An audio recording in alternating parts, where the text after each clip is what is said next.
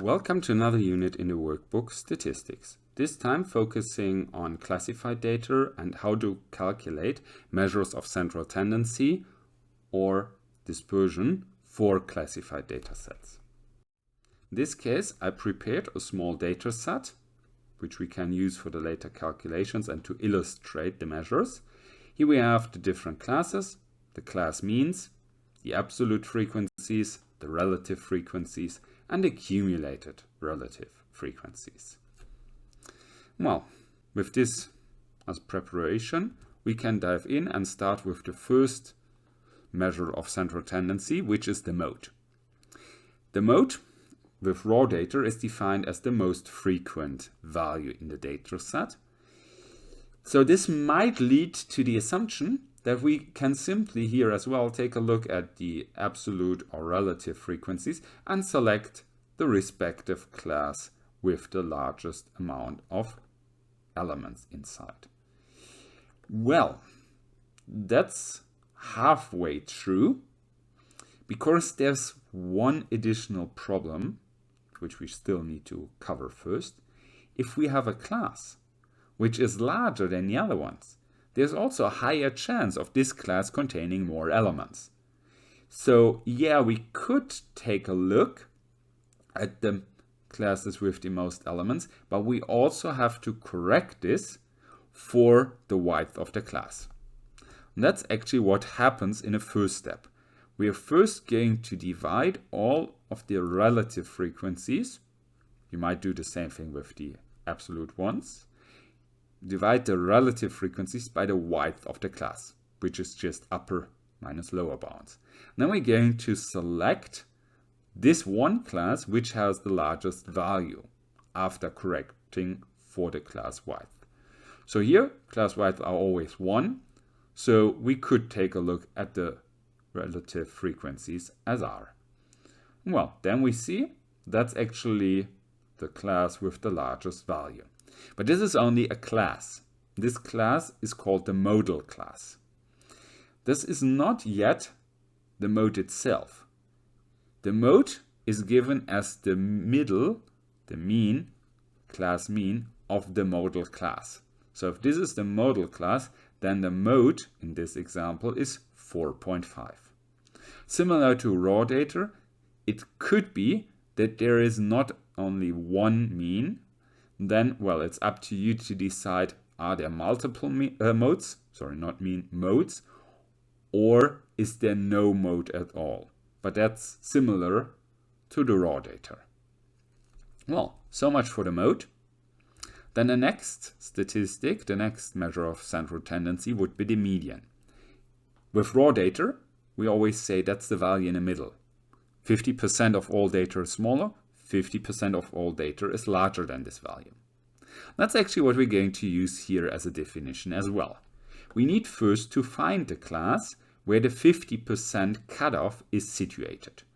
But that's relatively easily done. We'd simply consider the accumulated relative frequencies and take a look which class is the first one to go over 50%. Let's here this one. So if this is over 50%, and at the end of this class I'm at a value less than 50%, then the 50% need to be somewhere inside this interval. So we're going to start with the lower bound, because if I'm in the interval, I need to be larger or equal to the lower bound. So we start with the lower bound and add to this part. That's actually two parts. We have this part here, the 50% from the median, minus the accumulated relative frequency from the class before, divided by the relative frequency of the class itself. This part tells us how far do I have to go into this class to actually arrive at 50%. So that's the share, the part in percentage of the class I have to walk through to get to my 50%. Well, since the class can be in different units, could be differently sized, I have to multiply this share of the class I have to cover with the width of the class. That's what I'm doing here. So this tells us how far into the class do I have to go to arrive at 50%. Well, once you understood the idea behind the median, it's also pretty easy to understand the idea behind calculation of quartiles or quantiles, because in those cases we simply replace the 50% at these three parts with the respective percentage value. So if you want to calculate the first quartile, the 25% quantile, we're going to put 0.25 here, 0.25 here, and 0.25 here. I'm going to go about our story in the exact same way as we did for the median. Well, once you understood those two, you understood actually the hardest part of working with classified data, because the arithmetic mean is relatively easy and straightforward. It's simply taking the relative values, relative frequencies, and multiply them with the corresponding class middle, class mean.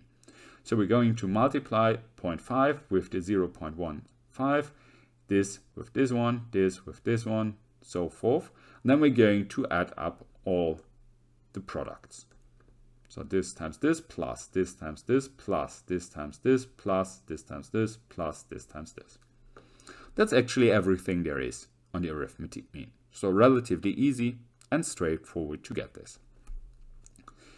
The interesting thing, the sample variance actually is pretty similar. The only difference, we're going to do this not with the class means, but at this point with the squared class means.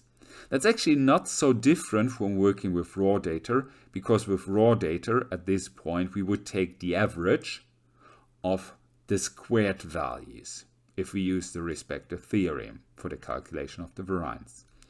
So here, well, if we take the squared class means, that's similar to taking the squared values.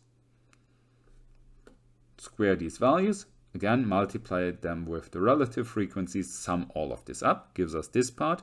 Then we're going to subtract the squared mean. That's the uncorrected variance.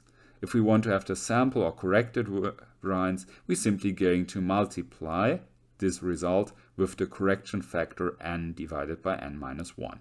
N being the overall number of observations, which is simply the sum of all the absolute frequencies. Well, that's everything I wanted to describe here. I might add, for, well, completion's sake, that we could also define the interquartile range. In this case, you have to calculate third and first quartile and simply take the difference thereof. And we could theoretically also calculate the range. In this case, we would take the largest and the smallest value, which is just the largest value being the upper bound of the last class, minimum being the lower bound of the first class, and we take the difference thereof.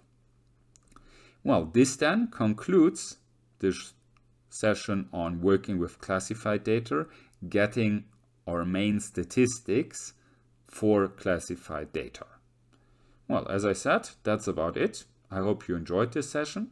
I say goodbye and see you next time.